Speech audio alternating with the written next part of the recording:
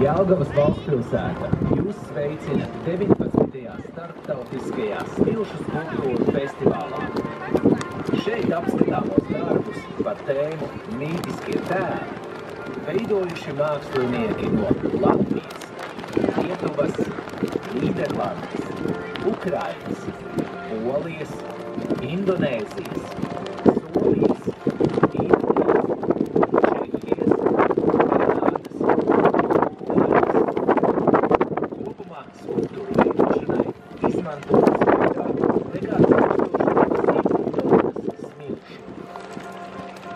Festivālu organizē Jelgavas pilsēta un pašvaldības iestāde Kultūra sadarbībā ar Sijā Ramirent un ledusdizains.lv. Festivāla draugi: alus darītava vieta, Venden,